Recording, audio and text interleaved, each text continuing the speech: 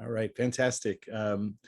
Hello, everyone, and welcome to another edition of Beneath the Surface with the Marine Mammal Care Center.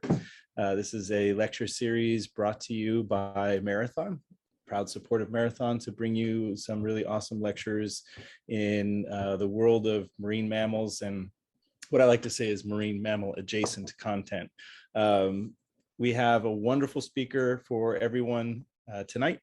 We have Dr. Gwen Goodmanlowe, who's going to be talking to us a little bit about worldwide contaminants in marine mammals. Dr. Goodmanlowe is currently a lecturer at California State University at Long Beach. And in her previous ventures, she got her degree from Fairleigh Dickinson University.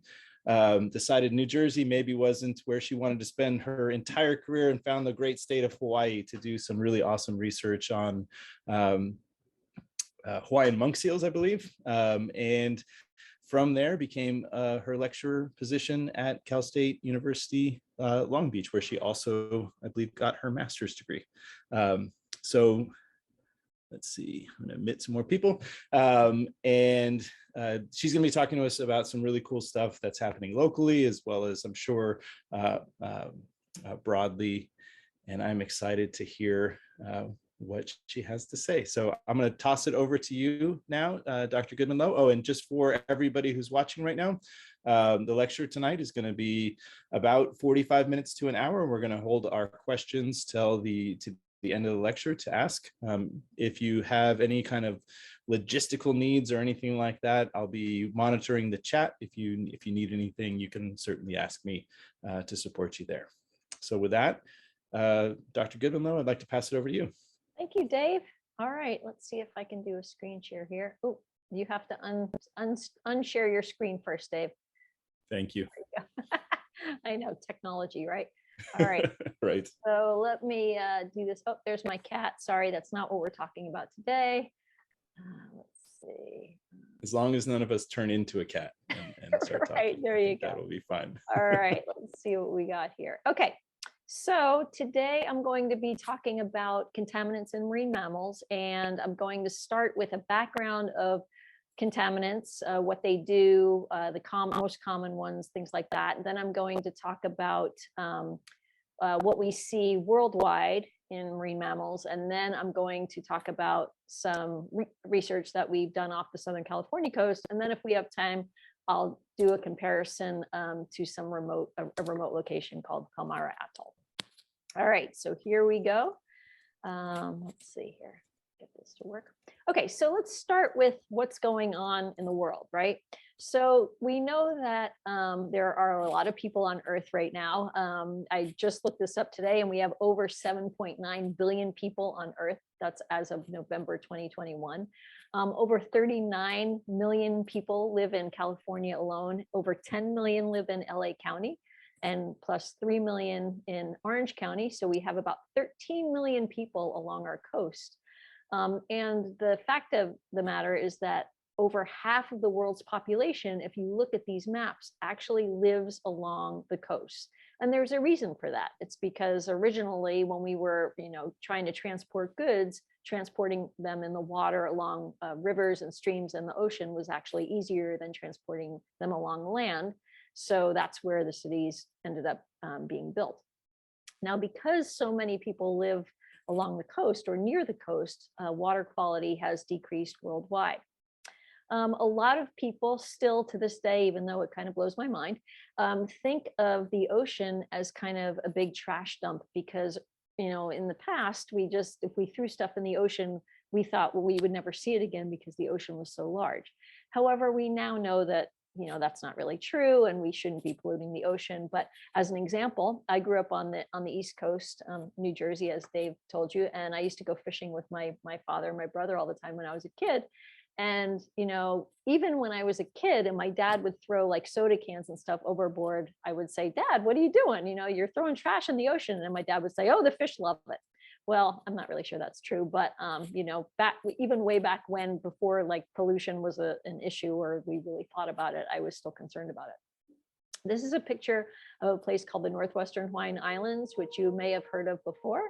And this is a pristine, supposedly pristine area. Sorry, I apologize for my dog howling. Um, oh my gosh, this is a pristine area that is closed to the public and only researchers can go there. They've even closed fishing. But if you look at this picture, you see lots and lots and lots of trash. So this is in the middle of a gyre where a lot of plastic pollution and glass pollution and other types of pollution land on these little atolls. And this is an area where endangered species nest and reproduce and are supposed to have, a good area to live. So this just shows you that even though, we may not see it, say in Long Beach where they have, machines that pick up the trash, there are areas like this that are supposedly pristine where you see lots and lots of pollution. Okay, so let's get down to the nitty gritty here. So I'm not talking about plastic pollution. I'm not talking about oil pollution today. That would take me probably 3 lectures. I'm really only focusing on contaminants. So I have to define contaminants for you. So the definition of a contaminant is a polluting or poisonous substance that makes something unpure. That's the broad definition of it. So how do we get these though? How do they get into the ocean? Well, most contaminants enter the environment from industrial and commercial facilities. We have oil and chemical spills. We have non-point pollution sources like roads and parking lots, storm drains. So, the materials that we make roads from are actually pretty toxic. And every time it rains, a little bit of that leaches out, goes in the storm drains and can go into the ocean, or rivers and streams that then go into the ocean. We have wastewater treatment plants and sewage systems that sometimes overflow. And a lot of these things have been around for decades and are slowly but surely leaching into the ocean. And I'll talk a little bit more about where that is and that in a second. So, we have oil and chemical spills, and we have those non-point sources like roads, parking lots, et cetera. Now, some of the examples of contaminants in the ocean include nitrogen, which you would think is more of a natural kind of pollutant because, we are defecating and, nitrogen is in our metabolism, metabolic waste. So that's kind of more of a natural pollutant, but it can still be considered a contaminant. Bleach, salts, pesticides, which I'm going to talk about, metals, bacterial toxins, human or animal drugs, which we don't really talk a lot about, but things like antibiotics and birth control hormones. Every time you put something like that into your body, you're not absorbing 100% of it, and some of it comes out when you pee. And that goes into the wastewater treatment plants, which are really treating for bacterial things, not really these kind of drug related things. And that ends up in the ocean and causes issues for a lot of animals. And then we have plastics and oils and things like that. All right, so I am going to only focus on organochlorine contaminants in this talk because it's relatively short presentation. Okay. So what are organochlorine contaminants? So organochlorine contaminants are also known as chlorinated hydrocarbons, so you may know them in either way. And they actually include a huge family of compounds, which include the most common ones that you might have heard of, which are DDT and PCBs. And I'll talk a little bit more about each of those in a second. So organochlorine contaminants are what we call lipophilic and hydrophobic. And those are 2 different things. So lipophilic means that they love fat. They're fat loving. So that means they bind to fat. But on the other part of that, the other flip side of that is not only do they bind to fat, but they are hydrophobic, which means they don't like water. So if they were lipophilic and not hydrophobic, you might be able to get rid of them a little bit easier. But because they don't like water and they do like fat, once they get in an animal's body or a human's body, they are kind of glommed onto the fat part. And it's very difficult to get rid of those.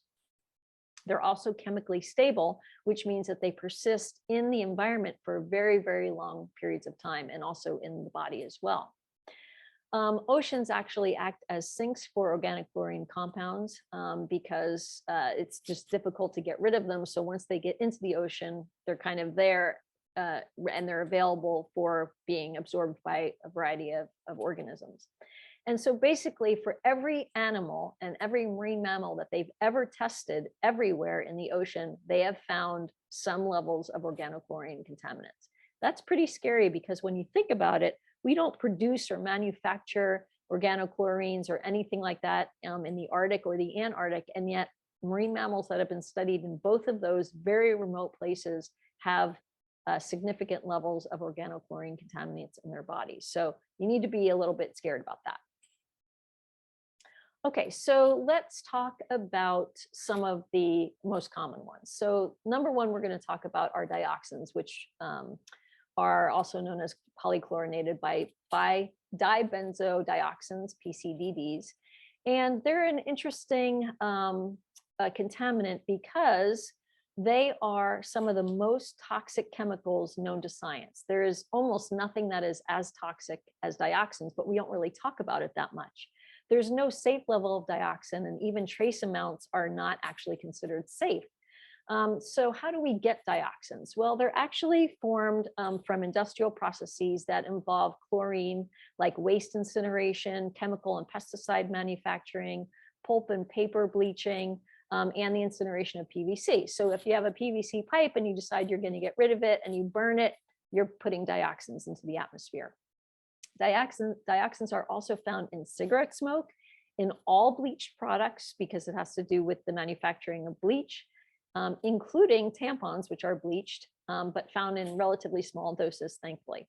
In addition to cancer, exposure to dioxins can cause severe reproductive and developmental problems. So how, as a human, do we actually get dioxins in our body? Well, if you look at this table, what you see is that the number one source of dioxins for humans is the ingestion of beef. So, you know, you've read about you should be like more vegetarian, you should cut down on beef, cut down on chicken, cut down on animal protein. This is a good reason why. Okay, beef is the number one source of dioxins in the body, and that's because it floats around in the atmosphere, it lands on the ground, it lands on the grass, and cows ingest it. It's also found in dairy in pretty high levels, milk, chicken, pork, eggs. Inhalation is very low, and nobody really should be eating soil, but thankfully it's not really found in soil very much, very high, and it's negligible in water, again, thankfully. Okay, so the most toxic form of dioxins is known as PCDD, and that became a well-known contaminant during the Agent Orange years because it was used as a defoliant in the Vietnam War. Most recently, dioxins have been in the news with some different crises. So there was the pork crisis in the 1980s. President Yushchenko of Ukraine was poisoned in 2004, and that's actually before and after picture. That's what he looked like before he was poisoned. That's what he looked like after he was poisoned with dioxins. One study found that a North American person eating a typical meat-based diet will receive 93% of their dioxin exposure from the ingestion of beef. So again, another reason why you might want to cut down on the beef. Marine mammals that have been tested for dioxin have shown the highest levels around in the Baltic Sea, and they found dioxins in the seal blubber about 15 times higher than what's typically found in human fat tissues. So they have a very high level of dioxins in their body for the ones that have been tested. All right, moving on to PBDEs, polybrominated diphenyl ethers, PBDEs. These are the anti-flammable contaminants that are used in things that you want to allow to be to get high heat but not burst into flames. So these are really ubiquitous. They're used in lots of different things. Electronics, they're everywhere. Your TV, your cell phone, your car, your toaster, your sofa, things like that. So, you know, it used to be that you had 17 minutes to get out of a burning house because we had a lot of natural fibers like cottons and things like that. Now you only have 4 minutes to get out of a burning house because of all of the synthetic fibers that we have, you know, in our curtains and our bedding and everything like that. Because they do not want, you know, kids' clothes to burst into flames or pillows, they put PBDEs in children's clothing and pillows. So when you're sleeping at night, if you're not using a down pillow, there's a good chance that there's PBDEs in there, which is pretty scary. The pollution of PBDEs has been found in 20 different countries and really remote locations like the North Sea, the Baltic Sea, the Arctic Ocean, basically everywhere that scientists have looked. The tissues of whales, seals, birds, bird eggs, moose, reindeer, mussels, fish, all along the food chain, everywhere. Human breast milk, hair, fat, and blood, hot dogs and hamburgers have also, there's also levels of PBDEs in those things that you're eating. So we know that they are really dangerous and really bad. So there's been a move to limit or control the production, manufacture of some of the PBDEs. And in fact, in 2006, California enacted a law that prohibits the manufacture, distribution, and processing of some of the worst PBDEs. But this is a class of chemicals, so it's just the worst ones that they prohibited the manufacture of. But that doesn't mean that the United States has stopped manufacturing them as a whole. And also, we still allow the import of these things from various countries like China and other places that are making these kind of, these products that we don't want to burst into flames. So all of these things are still coming into the United States. They're still in the environment. It's pretty scary. This is a figure that shows you the levels of PBDEs in ring seals in human milk in Sweden, and the worldwide production of just one of the congeners of PBDEs. And you can see that it's on the rise. Again, the more and more synthetic products, that we use in our homes and our clothes, we have to do something so that they don't burst into flames. And so the production and use of these PBDEs has increased quite dramatically.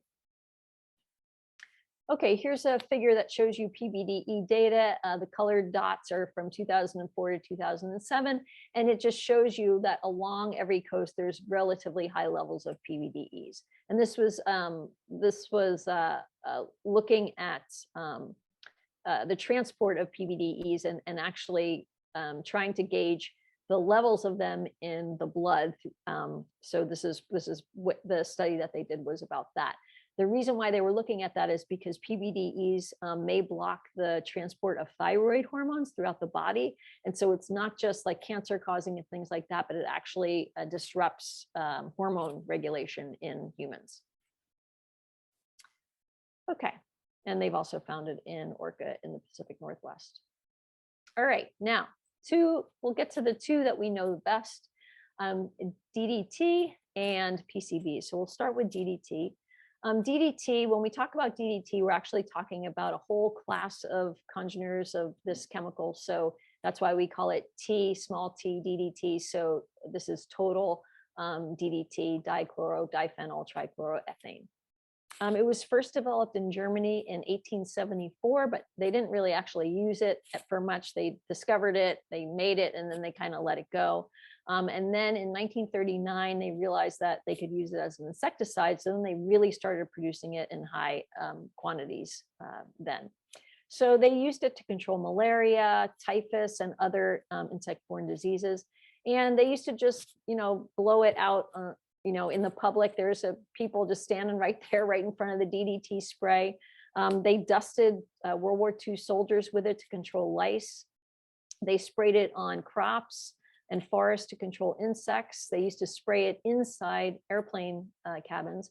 And I'll tell you that as a kid, I grew up on the Jersey Shore in the summers, and I can remember when they used to spray DDT for mosquitoes, and my mom would hear the prop planes coming, and she'd say, "Everybody inside and close all the windows," even though it was hot in the summer. And I can remember then after that going outside and playing with the little pellets that I now know were DDT outside. So yeah, we still did it in my lifetime here. Okay, so they stopped producing and using DDT in the United States in 1972 when they realized that, when Rachel Carson wrote Silent Spring and realized how bad it was. But they still use it for disease vector control in other areas, just not the United States. And in fact, this is an advertisement for 1947 for the Department of Agriculture, and you can see that people were, they promoted people to, housewives really back then, to spray this inside their homes to control like flies and any kind of bugs and things like that. Now, the good news for DDT is that you have to ingest it for it to affect you. It's not absorbed through the skin, which is, one good thing as far as how we sprayed it around our environment. Okay, so as I said, production and use continued until 1972 when it was banned in most places except for disease vector control. Here's a plant that's still producing it. And the thing that you have to remember about DDT is that it is the most effective way to control malaria. So in poorer countries where we can't afford to, like do other things like give everyone a pyrethrin netting over their bed or something like that, really the easiest, cheapest way to control malaria is actually to spray this in the environment.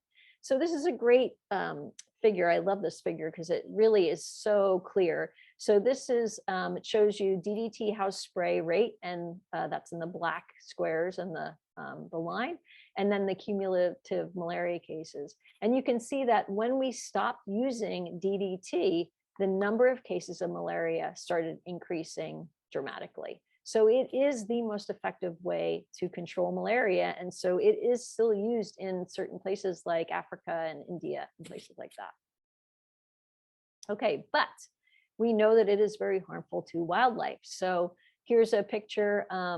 Rachel Carson wrote Silent Spring, and she was, trying to alert people to fish and things like that. And nobody really listened to her until she wrote that book. And then she got the attention of the general public. So the effects of DDT was first noticed during the 1960s in fish, but then it started showing up in birds. So, and you probably already know this, but the way that this affects birds is that it doesn't kill them. It does not kill them outright. So if it killed them outright, I think people would be more aware of what's going on. Like when you see a pollutant like plastic, where a whale washes up and it's got plastic in its stomach. But basically, the adults still live. The problem with DDT is that it interferes with calcium deposition.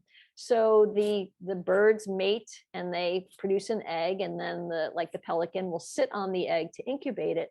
And because the DDT interferes with calcium deposition, the egg is so weak that the mother that's sitting on the mom bird that's sitting on the eggs will actually crush the eggs, and therefore the babies can't hatch. They can't ever develop. So here we see Caspian tern eggs. You can see they're really soft. Here's some pelican eggs that were collected from Anacapa Island in the 1960s. And you can see here's normal eggs, and then here are DDT affected eggs. We do know that all people in industrialized nations have some levels of DDT in their tissues. So everybody has it in there. There's basically no getting around that.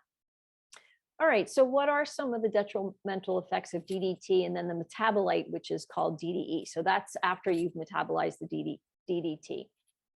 So in humans, we know we have evidence that it causes developmental abnormalities in young. It causes reproductive diseases, neurologic diseases. We have a correlation of DDT and cancer that's been relatively recent. Breast cancer and DDT was just discovered about 10 or 15 years ago. And testicular cancer and DDT has been very, very recent, the link between those two. A also really recent effect is childhood diabetes and obesity. So they're linking that to DDT in the body as well.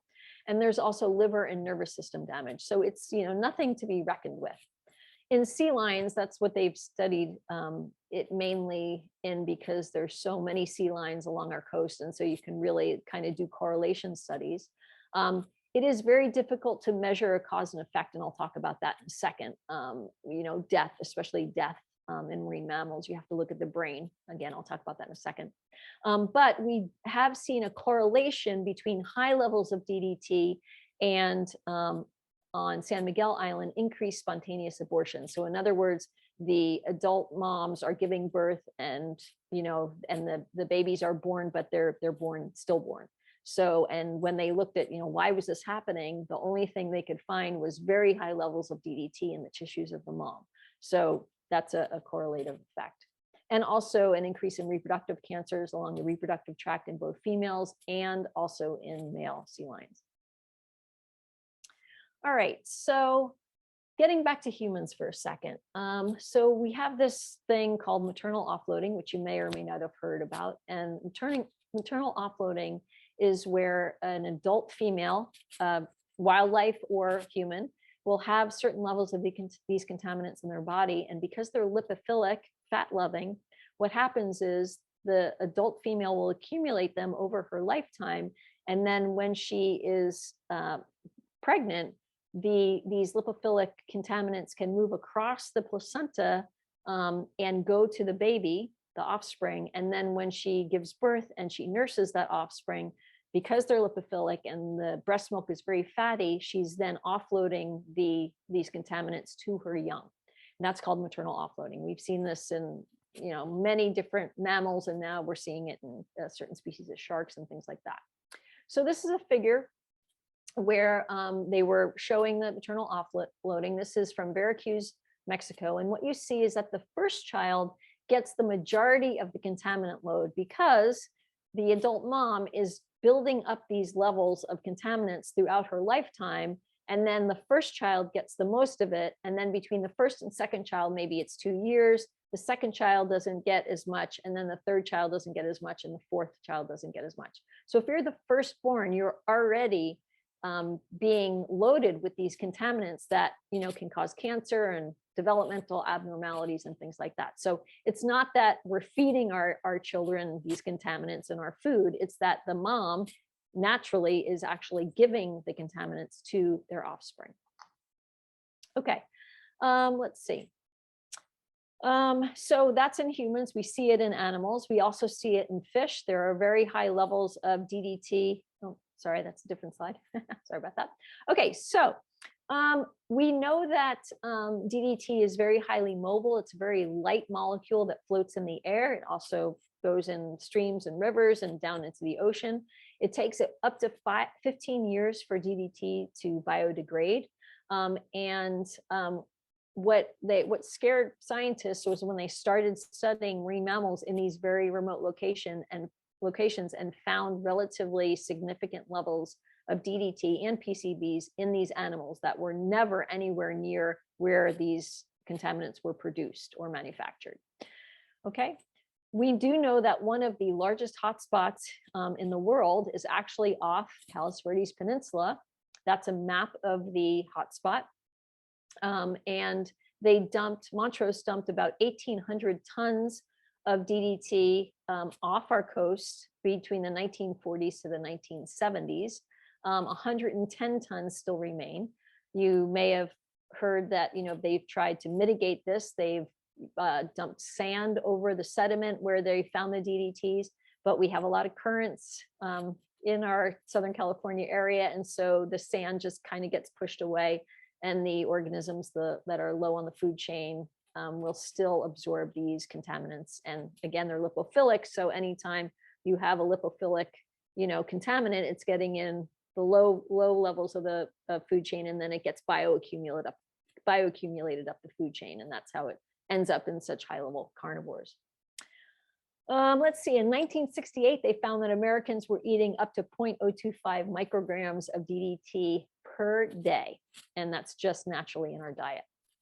All right, now, most recently, I'm sure you heard in the news, this was last spring, even though they actually found this new dumping ground early in between 2000 and 2013, I think it was, they recently did another expedition and got pictures of these barrels of DDT that are closer to Catalina Island.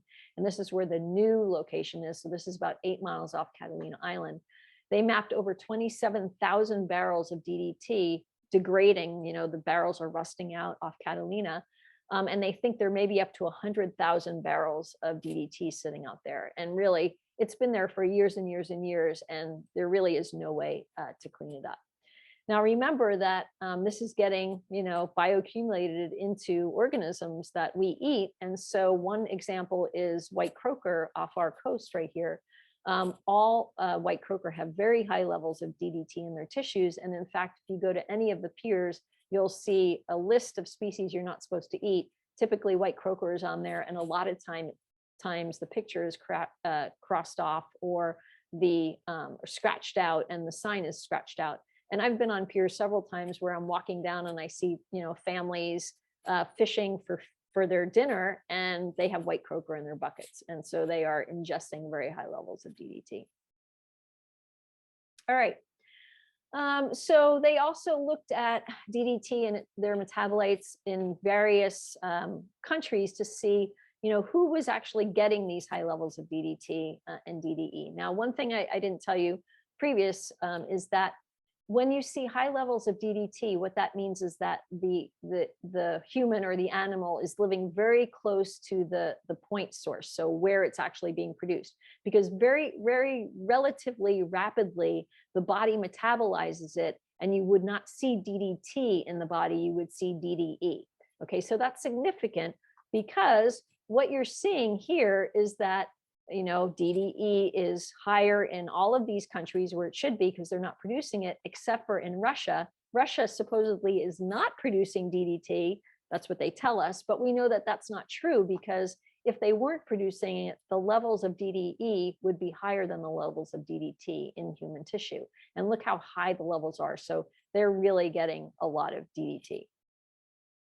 The highest levels in all marine mammals that have ever been found have been over 2,000 parts per million. This scale right here only goes to 500. So you can imagine how high that is. However, in general, realistically, most of the levels have been 100 parts per million or lower, so somewhere around this range. All right, PCBs. Let's talk about polychlorinated biphenyls. So PCBs were discovered in 1865. They were started to be synthesized in 1881. And these are not a pesticide. By 1914, they had already been seen in bird feathers. These are actually this is a chemical or a contaminant that's made to allow you to, again, have something that's high in heat, but that it doesn't burst into flames. So these are going to be things that are found in electric transformers, in paints, in plastics, and things like that, not in clothing, but things like that, because they have a very high heat capacity. So these are not pesticides at all, but they're very similar to DDT, the pesticide, in how they act in the body. So by 1914, they already saw it in bird feathers. It was first manufactured in Alabama in 1927. And the industrial applications that they're used in, again, fluid and transformers, heat capacitors, inks, additives, lubricants, they're actually used or were used in carbonless paper, like the credit card receipts and things like that. All right, so there's a problem with PCBs, and that is that they actually don't ever biodegrade. So the total amount produced was 1.5 million metric tons. Again, they do not ever biodegrade, so whatever has been produced is still in the environment, and they are lipophilic, so they bioaccumulate up the food chain. They also biomagnify, so that's across different trophic levels. And they have been found in all top-level carnivores studied, everyone, including humans. They were banned in the United States in 1979, but they are still contained in everything that they were produced in that are slowly leaching out into the environment. So they're in refrigerators, they're in all of those things that, we put in landfills or that we just dump, in different areas, and they're leaching out into the environment. Okay, so hundreds of tons were dumped off Palos Verdes Peninsula, and as far as we know, about 11 tons remain there. All right, detrimental effects of PCBs. They are highly toxic. They cause cancer and birth defects. They are immunotoxic, so they affect the immune system. Reproductive consequences, such as decreased birth rates and decreased number of offspring produced. They decrease sperm counts. They decrease live birth rates, so more spontaneous abortions. They increase premature births. And they also have neurotoxic effects, like they decrease visual recognition in developing young, which is very important for wildlife. If they can't recognize their mother or other organisms like that, it's very, very difficult. They won't survive. It also decreases the short-term memory and decreases the ability to learn. Now, along with DDTs, PCBs also cause feminization of male organisms because both DDT and PCBs mimic environmental estrogens. So they mimic female hormones.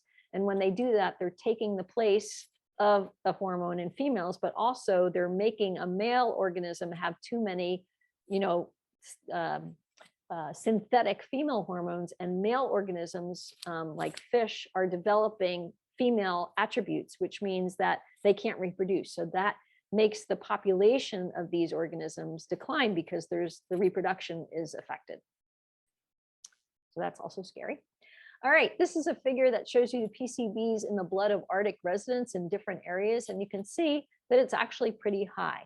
Now, this is significant because when they showed these maps to indigenous peoples in the Arctic, they stopped actually eating traditional foods like fish, where the PCBs were highest, and they started eating, I'm not kidding you, things like McDonald's and fast food, which also is really bad for you. So they swapped one bad health thing for another bad health thing. So non-traditional, non-healthy foods. All right. I also always like to throw this in here because, if you are, interested in farm salmon, I know a lot of people that say, oh, I only eat farm salmon.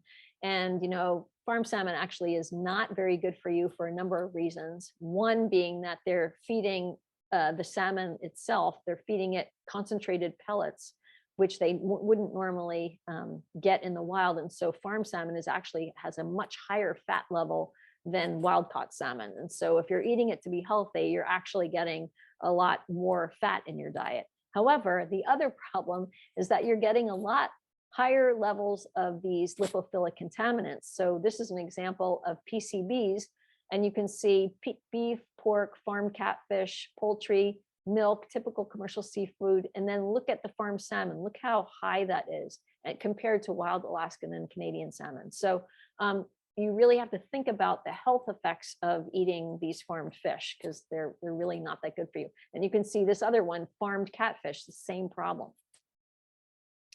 All right, so here's another.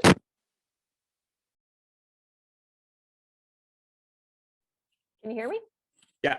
Yeah, awesome. Okay, I think I just hit the microphone. Sorry about that. All right, so let's go back to the slide. So these are PCBs in other foods, and anything that's fatty is going to have really high levels of PCBs in it. And you might notice that, so butter, tuna, those are really high. You might notice that chicken breast, roasted chicken breast, which we think of as being healthy, lower fat and stuff, it actually has much higher levels of PCBs than, say, where is it down here, fried chicken. And so people always ask me about that. And the reason is because you can actually degrade or break down PCBs with high heat.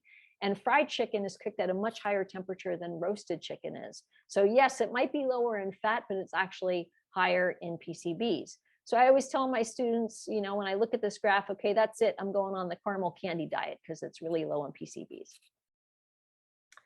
Okay, so now let's talk about marine mammals because that's why you're here.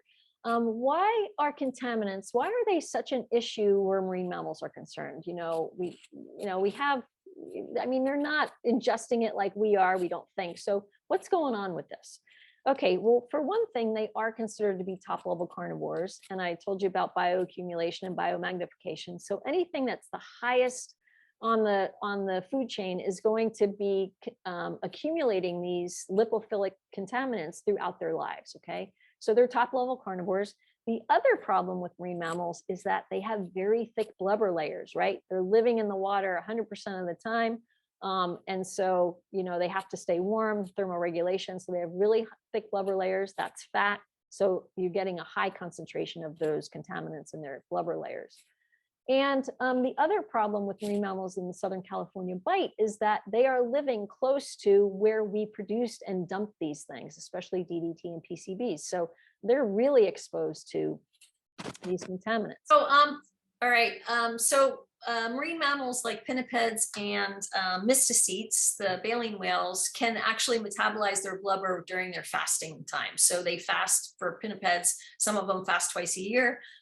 Some only fast once a year, mysticetes once a year. So when they're fasting, they actually are metabolizing their blubber, which means that they can actually excrete a lot of these contaminants. But for things like the toothed whales and dolphins, they are not fasting. And so the contaminants are going to accumulate for them throughout their life. All right.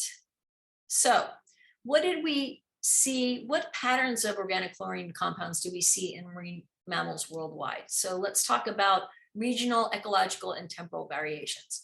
So the first thing that you're going to have to, keep in your memory is that in general, as I said before, you are going to find higher levels of PCBs than DDT in marine mammal tissue. And again, that's because there are relatively few places that produce DDT. And so you're not really going to see high levels unless the human or the animal was very close to that. You should, in general, see higher levels of PCBs. And that's because those species are going to be located closer to the point source. They'll have higher levels. So, and if they're closer to the point source for PCBs or DDT, they're also going to have higher levels. So if they're coastal species or they live near these manufacturing areas, they're going to have higher levels as well. Species that feed higher in the trophic level are going to have higher levels of both of these contaminants. And also, any animal or human that lives in the northern hemisphere tends to have greater levels than animals in the southern hemisphere because it was produced more in the northern hemisphere than the southern hemisphere. Now, interestingly, you would think, well, polar species, there's not much going on there, so they shouldn't have very high levels. But what they found is that polar species actually have higher levels of these organochlorine contaminants than equatorial species, and that's actually because of the transport of water from the equator to the poles. So it's actually going up to the poles and then kind of getting dumped there. And so polar species have higher levels than equatorial species. However, there is one exception, and that is polar bears. So polar bears themselves actually have lower levels than other marine mammals. And that's because they have the unique ability to metabolize certain organochlorine compounds. And so they don't store them. And they also don't have as thick of a blubber layer. All right. So what about age, sex, and reproductive status? Well, I talked about the maternal offloading, and so that leads us to this. When you're talking about juveniles, there's no difference in sex. So juvenile males and juvenile females have equal concentration levels in their bodies. We do see that these concentrations increase with age in males, also in females, but then once the female gets to be reproductive age, she will dump the contaminants to her offspring. And so it decreases with age once they're in their post-reproductive status. As an example, they did a study and they looked at gray seals, and they found that the moms actually transferred 98% of their organochlorine load to their offspring, 98%. So that means that in the adult female, they're going to drop really greatly, but in the offspring, they're already starting out, both males and females, with very high levels in their tissues. Okay, and then what are some of the impacts on marine mammals? Well, as I was saying before, it's actually really difficult to show cause and effect for any kind of contaminant on a marine mammal. And that's because when they are doing, a necropsy on a marine mammal, what they're looking at is the brain. So the diagnostic cause of death is they're looking at the brain, and the brain, because it has phospholipids, not the other kind of lipids, the contaminants actually don't concentrate in the brain. So you have to really do a correlation study where you look at the contaminants in the tissue, then see that it died, and then say, okay, we ruled out parasites and everything else. The only thing we can think of are contaminants. So super hard to say 100% without a doubt that it's contaminants, but we do see these correlations. Okay, so we already talked about, so no evidence for like direct mortality, like, we can see with lung cancer and cigarettes, something like that. We can't really see that. But we do know, we have seen the increased reproductive impairment, susceptibility to disease. So they did correlations between phocine distemper virus and these organochlorine contaminants, and saw that when there was that big phocine distemper virus die-off of seals in England, Ireland, and Scotland in the 1990s, there were also very high levels of organochlorine contaminants in their bodies.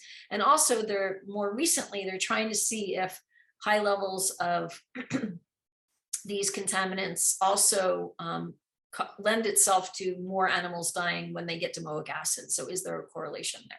So possible link there. All right, so that's kind of a worldwide picture. That's the background on the contaminants. That's the worldwide picture. What about what's going on in Southern California? So I had a graduate student that did a study on Southern California pinnipeds. And she looked at 3 different pinnipeds and collected samples from the marine mammal stranding centers in Southern California. So we did, she looked at the 3 most common pinnipeds that strand in Southern California.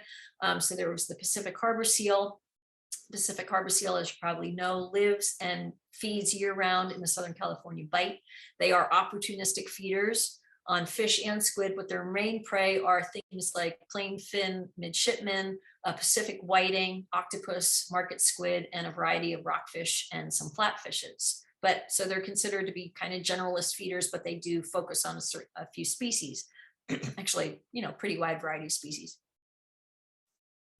We also have the California sea lion, Xylophus californianus, and for them, the females live year-round in the Southern California bight, but the males and the juveniles go north to feed in the winter. They are also considered to be opportunistic or generalist feeders on fish and squid. They mainly like northern anchovy, Pacific sardine, Pacific whiting, and loligo market squid. And then we have the northern elephant seal, which does not spend much time down here. They mainly use the Southern California bight for some breeding and molting. All of them feed and pretty far offshore and in the northern waters. They have the least varied diet. Mainly they're feeding on squid, which are pretty low, not fatty, not very fatty. So the squid themselves would have lower levels of contaminants. But they do feed on some fish and a few elasmobranchs, mainly towards the bottom. But they're going to feed on organisms that are the lowest of the 3 pinnipeds.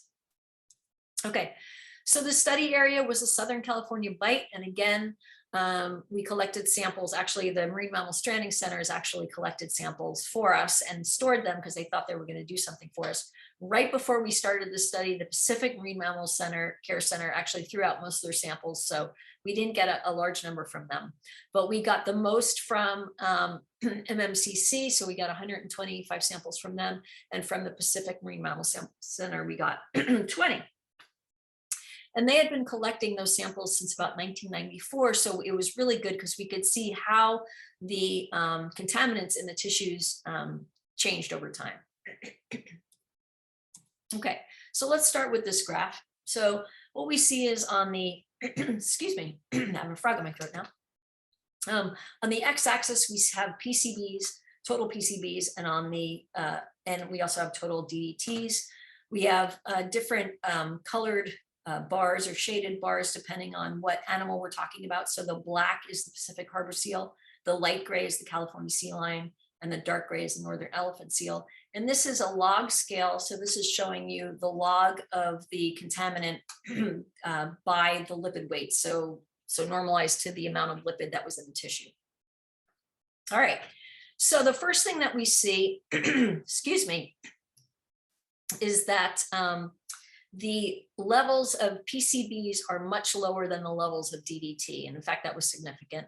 And that makes sense because, once again, we produced and dumped a lot of DDT off our coast, but we didn't really produce and dump a lot of PCBs off our coast, much more DDT. So that was really expected that we would see higher levels of DDT. However, remember, worldwide, for almost every other place, you're going to see higher levels of PCBs. So that was pretty interesting. The next thing that we saw was that if we look just at PCBs here for a second, we see that there was no difference in levels of PCBs between the harbor seal and the California sea lion, which are spending a lot of time in the Southern California bight and also feeding higher up on the food chain. But there was a significant difference between these 2 species and the northern elephant seal as far as the levels go, and northern elephant seals had significantly lower levels of PCBs. Again, they're not feeding high on the food chain and they don't spend a lot of time here. We also saw the same thing with DDT. So same thing, higher levels in Pacific harbor seal and California sea lions, no difference in levels between those 2 species, but those were both significantly higher levels than we see in the northern elephant seal. Another thing that we see from this graph is that these levels were relatively high. And in fact, what they've done studies and they found that concentrations above about 17 milligrams per kilogram of lipid weight have been linked to suppressed immune system function. And even though the concentrations of PCBs were lower than DDT, for every species that we saw, we saw a higher level, higher than that 17 milligrams per kilogram. So in Pacific harbor seals, it was 48% higher, sea lions 36% higher, and northern elephant seals 23% higher. So we know that, that causes a suppressed immune system, and that these animals actually had levels high enough to cause a suppressed immune system. For PCBs, we found that they were up to 6.4 times higher than in other pinnipeds that were studied in California. And in DDT, because we're in the Southern California Bight, up to 29 times higher than any other pinnipeds that were studied in California.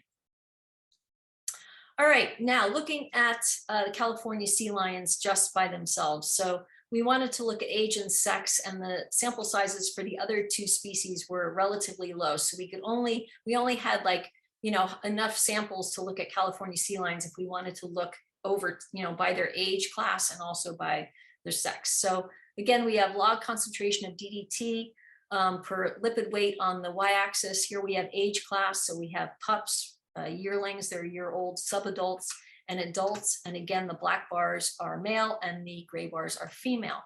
And so what we see is that it's pretty interesting. It's kind of what we already talked about. So females have a 93% lower levels of DDT than males, and we attribute that to the maternal offloading. And that's highly significant. If we compare the females to the other age classes, we see that all the age classes are pretty much the same. So there's no difference between males and females in any of the age classes. And we also see that females had an 81% lower level of contaminants of DDT than all of the young. So again, that lends itself to the theory, yeah, they are getting rid of these contaminants to their offspring. Same thing for PCBs. So this is the same graph only for PCBs. And again, we see in this case, it's 94% lower for adult females than males. And for the adult females compared to the other age classes, we see that they have 81% lower levels of total PCBs in their body, and no significant difference among the various age classes because they're similar. They're not offloading those PCBs. All right, now let's look at over time, what happened over time. So we'll start with northern elephant seals. We didn't have enough samples to do the harbor seals, so we don't really know what's happening with them over time, but we did have the northern elephant seals. So, so let's start with what's going on. So again, log concentration micrograms per lipid weight, and this samples for elephant seals we had between 1996 and 2006. PCBs are the black circles and the white are DDT. And you don't see any lines on this graph because what that means is that there was actually no change. There was no significant change over time. So it didn't go down, the levels didn't increase in tissues, the levels didn't decrease in tissues, but that actually makes sense because they're really not spending a lot of time here. And if you look at the y-axis here, their overall levels were actually relatively low. So it makes sense that you're not going to really see a change over time. If we look at California sea lions, on the other hand, we do see these lines going down, and that's because, over time, those contaminants are actually, going into these animals who are then dying, and so over time, the levels are actually decreasing in the environment and also in these animals. And so in California sea lions, we saw that they did decrease, but they're still at really high levels. So if you look at the scale here, here we're at like 2, here we're double the amount. And so their levels are still really high in these animals. Okay, then we compared what we found with other pinnipeds worldwide. So we'll start with PCBs. So with the California sea lion, let's just go over this real quickly. This is from the stellar sea lion from Alaska, negligible levels of PCBs. This was a very small study on California sea lions that were from the Central Coast. And they didn't give error bars. So this actually is the total number, and they had a very, very high variability. I'm not really sure why, but they had up to 1,300 parts per thousand. So we're not really sure why those levels were so high, but their sample size was really low. This was Northern California. So Northern California sea lion study, also okay sample size, but they had their levels were about half the concentration of what we found in our study. for Pacific harbor seals. So that's ours in the blue. Pacific harbor seals. There were no other studies done on Pacific harbor seals, so we compared it to other types of phocids, and we had gray seals, Caspian seal, and harbor seals, and then the Pacific harbor seal. And basically, the Pacific harbor seal had the highest levels of PCBs in them. So these were mainly from the Atlantic. And then in the northern elephant seal, the first group were from Año Nuevo, and this group was from Central California. And again, because they don't spend much time in the Southern California bight, we really didn't see a difference there. It wasn't higher like we saw in the other species. Same thing with the DDT, pretty much the same thing. High variability, really high levels in the sea lions, really high levels of DDT in the harbor seals, much higher than anything we had tested before, and then pretty low in northern elephant seal. But once again, they don't really spend much time in the Southern California bight. All right. And then the last thing we looked at was the mean levels of PBDEs. Remember, those are those flame retardants in California sea lions, and compared it to the Pacific harbor seal and the northern elephant seal. And basically the sea lions had significantly higher levels than the harbor seal, and both had significantly higher levels than the elephant seal. Also, the adult females were lower than the juveniles, again, lending it to the theory of maternal offloading. All right, so the summary: DDT levels were higher than PCBs in the Southern California bight, which is the reverse trend that is seen worldwide. And that's because we have the Palos Verdes hotspot here. Total PCBs, DDT, and PBDEs were the highest in Southern California sea lions and the lowest in northern elephant seals. Again, they're spending the most time in the bight for the California sea lions. They're also higher in sea lions and harbor seals than in any other area, really measured anywhere that we know of. And contaminants are highest in adult males and the lowest in adult females due to that maternal offloading. The other thing is that contaminants are still high in California sea lions and the Southern California bight, even greater than 30 or more years after dumping has ceased. And that's because it's still in the sediments, and now we still have those barrels that are, still leaching out these contaminants into the environment. So it's going to be a long time before the levels actually get down to, something that's really workable. All right. I think I am out of time, so I'm going to skip the part about the Palmyra Atoll. I will just tell you that that at Palmyra, which is a very remote area, we found very, very, very, very low levels of these contaminants in the 3 cetacean species that we looked at. And that's a really good thing, because we know that it's not, at least we're not seeing high levels in these really remote areas. So that's all I have today, and I acknowledge the people on this slide, which helped do the research and did some funding, and it's a really, really good study. Are there any questions? Awesome. Thank you so much, Dr. Goodmanlowe. I want to say it was fascinating for sure, fairly depressing, I would say. I would say so too. Yes, I always teach this at the end of the semester, and I warn the students that this is the most depressing part of the semester. So yeah, I get it. I think people are gathering their questions right now, but as they're thinking of those, we're faced with some pretty dire situations here where we have a problem, and it's difficult to mitigate that problem. Is there, other than the attempt to pour sediment over some of those areas, is there anything that's being done, or have they given up in trying to figure out how to mitigate the problem? I don't think they've given up. I just think I personally don't know how they can do it, because you can't remove that much sediment. And then where would you put it, right? Would you put it in a landfill? So, and the ocean is moving. There's currents, there's gyres, the sediment is always moving. So you can't really bury it. I mean, you could throw a lot of money at it and bury it, but it's still going to come back up. Right. So, and the same thing, like with the cleanup of those barrels they found off Catalina, what would they do with that?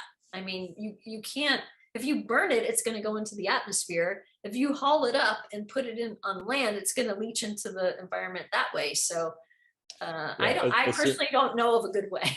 So, yeah. Assuming you can even get it off the bottom As without soon as you, disturbing yeah, it. because the barrels are degrading. Like, how would you even do that, right? Yeah. Well, we're not getting a ton of questions out. Right. I think you had a That's very okay. thorough lecture today. It's a Friday night. Everybody wants to go home. Probably. From Heather Turks, we have a question. There was a graph on an early slide that showed the creation of one contaminant, ring seals in milk. There was a drop in the levels for milk. Any idea what caused that drop? Let me go back. So was it the, let's see, I think I know which one you're talking about.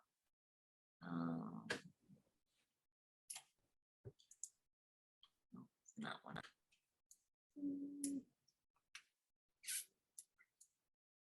Was it this one? Heather, do you want to unmute yourself? Was it this slide? Yes, that was the one. So we see the drop there. I'm not sure what the bottom axis is there. Okay. Any ideas of what caused that at that time? So this is, so the blue is the ring seal, so that's still going up. Excuse me, my cat's here. The green is the levels in human milk in Sweden, and that dropped. So I don't actually know why that dropped, other than maybe they stopped drinking milk, or I'm not sure, actually. I mean, they might have stopped. I mean, maybe they stopped breastfeeding. I'm not really sure, actually. It's a good question. But that was in human milk. Yeah. We have another question. Are there any similar studies in whale and dolphin species, especially those that migrate through our area?